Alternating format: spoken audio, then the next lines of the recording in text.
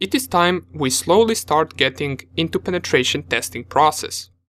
For now, we didn't yet perform any hacking, but we are getting there.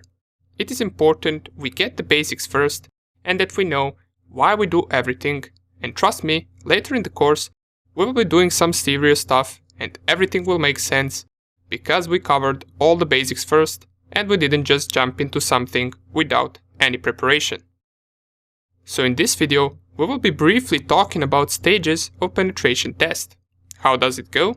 In which order do we perform the steps? And which steps are crucial? For now on, we got our virtual lab set up. We installed Kali Linux and all the tools that hackers use are now available for us in our machine. We also performed some configuration to it to get it full screen, as well as performed setup for internet connection.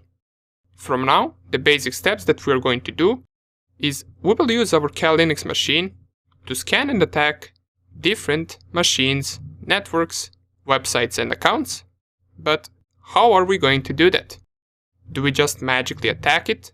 And do we just install virus on their machine somehow? And if so, how do we do that?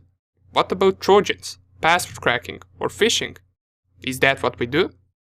Well, that is just a small portion of a penetration test. First thing and most important thing before we even start a penetration test on a target is to figure out, do we have permission to attack this target? This is very important since you don't want to be attacking machines or target networks that you do not have permission to attack. It could be that client told me to only test one machine on the network and not the entire network. Therefore, I'm only allowed to test that one machine. Or it could be that our client has multiple networks and they only allowed us to test one of them. That means you should not go around and try to hack different machines on a different network. Now, these are only some of the examples, but what's important to get out of this is that always have permission to perform a penetration test. Trying to hack or hacking something that you are not allowed to hack could potentially get you into some serious trouble if you get caught. Now that we got that out of the way, let us finally talk about different stages of penetration testing.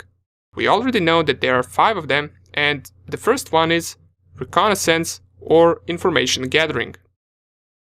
Now, reconnaissance is the act of gathering information about your target to better plan out your attack.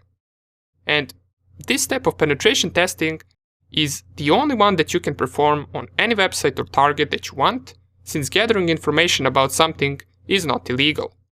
There are 2 ways that we can go about doing information gathering: actively, by directly interacting with our target, or it can be done passively without interacting with the target. A simple example of this would be, let's say you want to gather information for Facebook, and you would do it actively by visiting Facebook page and getting all the information that you can from the Facebook page itself, while passively it would be if you went to some other website that talks about Facebook and you get information about Facebook from that other website. This would mean you never interacted with Facebook, therefore you performed a passive information gathering. After this step comes scanning. Here is where you can start getting in trouble if you do it without permission. Scanning is a deeper form of information gathering using technical tools to find openings in the target and in the systems that you're attacking. These openings can be gateways, open ports, operating systems that the target runs, and so on and so on. In this step, we also perform vulnerability scanning, which is just searching for vulnerable software in the target system or network that could possibly be exploited. After information gathering and scanning comes third step, which is gaining access, or so-called exploitation. And this is the step where we actually hack the target. We use information that we gathered in phase 1 and phase 2 to take control of any number of target devices. Gaining access of target devices allows us to steal data from their system or to use those devices to attack other devices on the same network. Usually, after this step, you can consider penetration tests to be successful since you managed to gain access to a target system. However, this is not the last step of a penetration test. After exploitation comes maintaining access. This step, with the fifth step, is sometimes optional.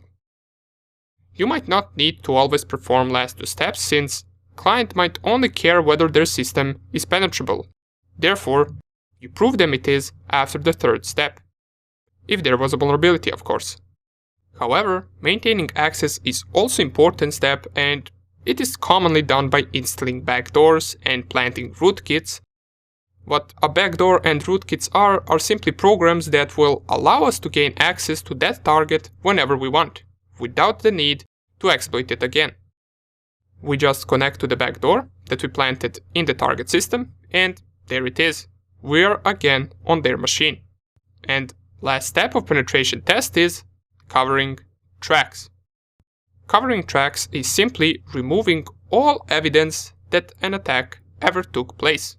This can involve deleting or hiding files, editing logs, or basically reverting any changes that you did to the system while the attack took place. Okay, so these 5 steps are the entire process of a penetration test, and we're going to cover them in great detail throughout our course. Keep in mind that these steps should be performed in order, and one more important thing is, in case you're a beginner, you might think that third step, which is exploitation or gaining access, is the most important step of the process. Even though it is very important and crucial, the most important steps are actually information gathering and scanning. It is in these 2 steps that we gather information about the target and discover vulnerabilities. So if you're not that good in gathering information, you might miss some things that could be used to gain access to the machine, therefore preventing you to find an actual vulnerability. So just keep that in mind, that information gathering is 70% of work. Okay, good, so we talked a little about these phases, but before we get to perform each one of these steps, we must first get a little familiar with our Kali Linux machine. So in the next few lectures, we're going to get into details about terminal and some of the commands we can run and execute with it. See you there.